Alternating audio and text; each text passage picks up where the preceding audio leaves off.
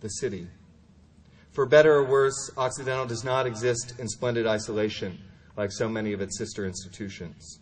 Rather, it is located in a city that is fashioning the future, even as it is plagued by persistent problems of poverty, ethnic strife, sprawl, and environmental hazard. It is tempting to shrink back from these problems, but as President Arthur Coons observed at his own inauguration in 1946, quote, "The community of this college, in this apparently secure, pleasant, and altogether lovely setting, cannot be its true self if we should become so self-assured, so smug and complacent, that the feeling of relatedness to our urban community is lost. We have a responsibility to engage the city by turning it into an object of study and developing a robust curriculum of civic engagement." Global literacy. Huge capital flows move across our borders and the borders of others, accompanied by great demographic shifts of immigrants and refugees. The hard power of military might is increasingly displaced by the soft power of cultural domination, while resistance to that power comes in forms we barely recognize. We owe it to our sons and daughters to send them out into the world prepared not just to understand these challenges, but to act on them thoughtfully. That will require rethinking our curriculum from the ground up. That is to say, from the global literacy requirement of the first year to the overseas opportunities we make available to our students in their junior year, and much in between. The environment. Sustainability is an essential component of global literacy. If we are truly committed to this important work, we must begin with our own institutional practices. This will involve a prudent program of retrofitting our buildings, seeking alternative sources of power, thinking carefully about water use and the landscaping of our campus, and most importantly, fostering an integrated conversation between the sciences and social sciences so that our students are prepared to address the complexity of the task before them. 12. Equity and excellence. Several years ago, President Slaughter married the mission of the college to what has always been America's highest and truest calling, the promise of upward mobility for those with talent, regardless of their background. Colleges and universities have a crucial role to play in safeguarding upward mobility. Without it, the privileges and responsibilities of leadership become entrenched in the hands of the few. The very existence of our democracy is undermined when classes solidify along these lines. Occidental must remain committed to this historic mission by enhancing its scholarship support for first-generation students. Did I say 12 commitments? This sounds more like the 12 labors of Hercules. Clearly, this is an agenda that requires a great deal of hard work and dedication.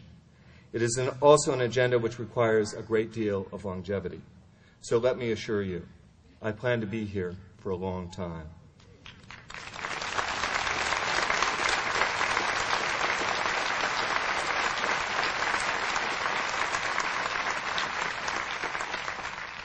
But I cannot do it alone. None of this will be successful without our collective dedication to Occidental, which is in large part the purpose of this day. If we hope to lift up this great institution, we must do so together. All of us, students, faculty, staff, administrators, alumni, members of our board, friends of the college. This will involve a great deal of planning, hard work, and ultimately financial support. And let me add this promise. I pledge to do this in an open, consultative manner that includes the best thinking and, yes, criticism available. This is a shared project from beginning to end, and we will not get there without your support.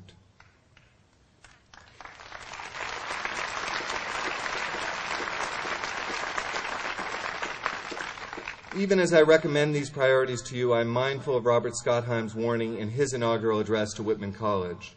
How long ago was that, Bob? Bob observed that American educational institutions are, quote, peculiarly liable to try to be all things to all people, a generosity of ambition particularly dangerous in a time of limited resources. If we are to be successful, we will have some tough decisions to make, decisions about which activities are essential to our mission and which are not. And so I return to the oak trees on the quad, this time for guidance. I am reminded of a haiku by Basho, the famous Japanese poet. The oak tree, he writes, is not interested in cherry blossoms. Like the oak, we must remain true to what we are and eschew the cherry blossoms, however attractive they might be. That won't be easy to do, but it is something we must do if we are serious about realizing the aspirations I have just shared with you. Even as we dedicate ourselves to the future of an institution we love, we must be prepared to admit that much of what we do here is not well understood by the world at large. I'm not talking about whether or not Occidental is as widely known as it ought to be. If we do our jobs well, that will come of its own accord. Rather, I am talking about a general indifference to or even misunderstanding of the very nature of a liberal arts education. The hard truth is this. We live in a society that does not particularly value the liberal arts, even as we depend on them shamelessly to ensure much that is valuable to us. As a professor, a dean, and lately as president, I have been asked many times to define a liberal arts education, and more ominously, to justify it. To many, a liberal arts education seems like the long way around the barn, an agonizingly slow detour, the relevance of which is not immediately apparent. After all, there are quicker ways to wealth. I would like to conclude my remarks today by suggesting an answer to the question of just why the liberal arts matter. If one wants to understand the value of a liberal arts education, one need look no further than the stunning careers of Occidental's two most famous students, Jack Kemp and Barack Obama. Both men dedicated their lives to public service. Both men were profoundly shaped by books and ideas, the taste for which was first acquired at Occidental. We are proud to claim them both and to honor their association with the college. And I know that we honor them best by preparing our students to be thoughtful citizens while making our classrooms open to the full range of political opinion, left, right, and center. It is not our job to proselytize. Rather, it is up to us to provide students with the necessary skills to make up their own minds about what they think and believe.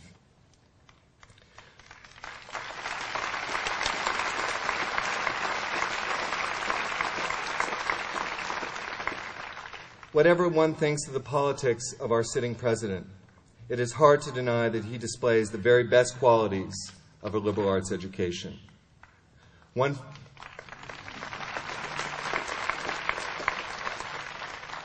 finds the traces of that education in his curiosity, a word that jumped out at me during his inaugural speech because it is not a word one is accustomed to hearing on grand public occasions, and certainly not from our public officials, if for no other reason than because it represents a frank commitment to the life of the mind, along with its restless, private passions. One finds it in his genuine love of books, in his respect for the methodology and conclusions of science, in his powers of empathy as well as his ability to listen carefully to others, in his capacity to digest complex material and summarize his position for a variety of constituencies in a language that does justice to the complexity of the problem, yet remains clear and intelligible. And finally, one finds it in his love of language, his eloquence, his ability to find just the right words for the occasion. I'll stop before I embarrass myself.